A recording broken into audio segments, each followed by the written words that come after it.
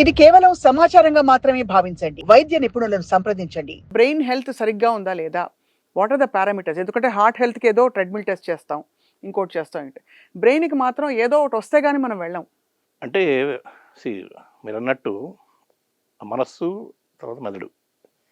మెదడు is the hardware. మనస్సు is the software part. బ్రెయిన్‌లో వచ్చే సమస్యలు ఒక్కోసారి మనస్సుకి కూడా ఇబ్బంది కలిగిస్తాయి. అంటే సంథింగ్ లైక్ డిప్రెషన్ కానీ, లేకపోతే అజిటేషన్ కానీ, ఇవన్నీ కూడా మానసికమైన రుగ్మతలనమాట.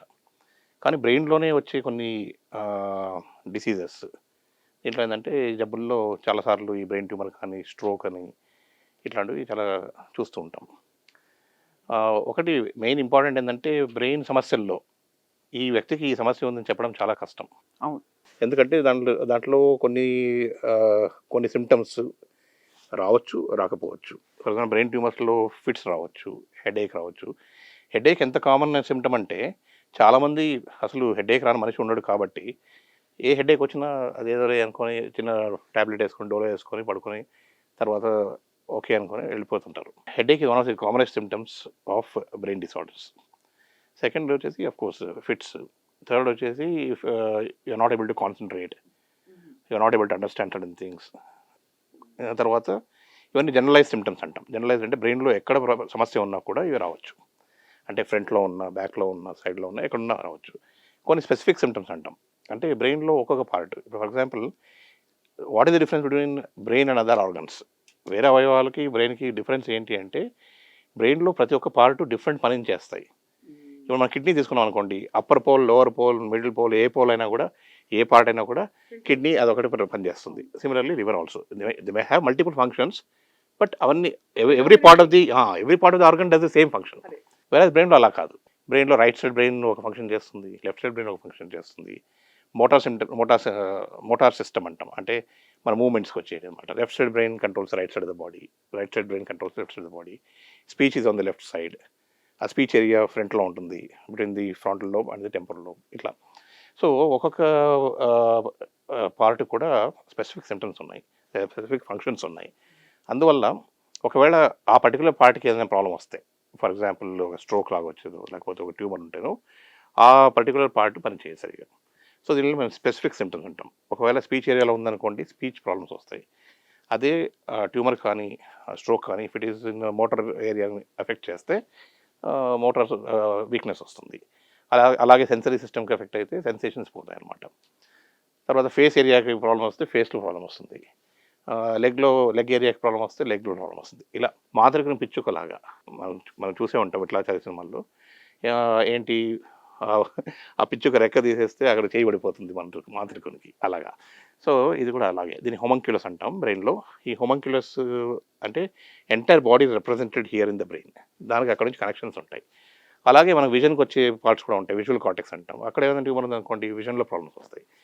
సో ఒక్కొక్క అంటే బ్రెయిన్కి హార్డ్వేర్కి ప్రాబ్లం వచ్చినప్పుడు వాట్ ఈజ్ సిచ్యువేషన్ అంటే generalise symptoms headache, vomitings. Headache with vomiting చాలా important. Blurring of vision blurring వస్తుంది. తర్వాత ఫిట్స్, ఇవన్నీ జనరలైజ్ సిమ్టమ్స్. ఎక్కడైనా ఉండొచ్చు ట్యూమర్ అది, or any problem in the brain can have all the symptoms, generalise symptoms. Specific symptoms ఆ లొకేషన్ని బట్టి ఉంటాయి అనమాట. సో దీన్ని బట్టి మేము డయాగ్నోస్ చేస్తుంటాం. కానీ చాలాసార్లు the symptoms are so common, headache is such a common symptom, ఎవరు పట్టించుకోరు దాన్ని. అవును. మందేసుకుంటే తగ్గిపోతుంది. ఎగ్జాక్ట్లీ.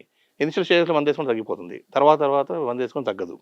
ప్లస్ దాంట్లో బినైన్ హెడేక్స్ ఉన్నాయి, what you call dangerous headaches కూడా ఉన్నాయి. సో హెడేక్ని మనం ఒక సిమ్టమ్గా తీసుకుంటే దీంట్లో రెడ్ ఫ్లాగ్ సైన్స్ అని ఉంటాయి. అంటే ఇలాంటి ప్రాబ్లం ఉంటే, ఇలాంటి హెడేక్ ఉంటే తక్షణం అంటే immediate you have to reach a hospital or you should go to a doctor, get it evaluated. So దాంట్లో కామనెస్ట్ అంటే most commonly what we see in neurosurgery practice is what is called as thunderclap headache. And it is also called as, అంటే ఆ headache lifetime's worst headache అనమాట. ఎన్నిసార్లు మనకి తరచుగా headache వచ్చి ఉంటుంది, కానీ ఈ హెడేక్ అసలు భరించరానంత హెడేక్ అనమాట. సడన్గా వస్తుంది, out of the blue sudden headache. And దాంతోపాటు మనం కళ్ళు తెరిచి చూడడము, ఫోటోఫోబియా ఉంటుందన్నమాట. అంత ఈజీగా మనం చూడలేమన్నమాట. లైట్కి వెలుతురుకి మనకు ఇరిటబిలిటీ ఉంటుంది.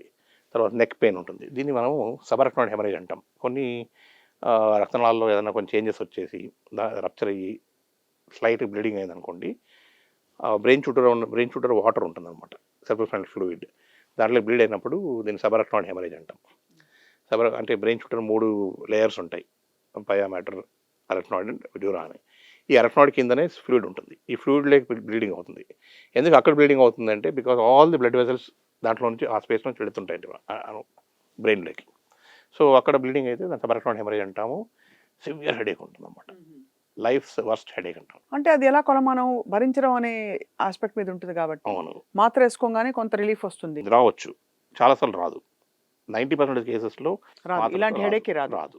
సో అదొకటి. దాంతోపాటు నెక్ పెయిన్ రావడము, ఫోనోఫోబియా అంటాం, అంటే ఈ శబ్దాలు కూడా మనం టాలరేట్ చేయలేమన్నమాట. సో అట్లాంటి హెడేక్ను మనం చాలా ఇమ్మీడియట్గా మనం దాన్ని సీరియస్గా తీసుకోవాలి. ఆల్మోస్ట్ ఇవన్నీ మైగ్రైన్ కి దగ్గరలో ఉన్నాయి కదా సార్. కానీ మైగ్రేన్ అనేది ఏంటి, మనకు రెగ్యులర్గా వస్తుంటుంది కదా headache. That's not worst headache of life. This the first time and ఇంత వర్స్ట్ హెడేక్ రాలేదన్నమాట. అఫ్ కోర్స్ సమ్టైమ్స్ మైగ్రేన్లో కూడా quality of headache can change. But ఇటువంటి హెడేక్ ఉన్నప్పుడు మనం తొందరగా ఒక హాస్పిటల్ కానీ డాక్టర్ కానీ సంప్రదించాలి.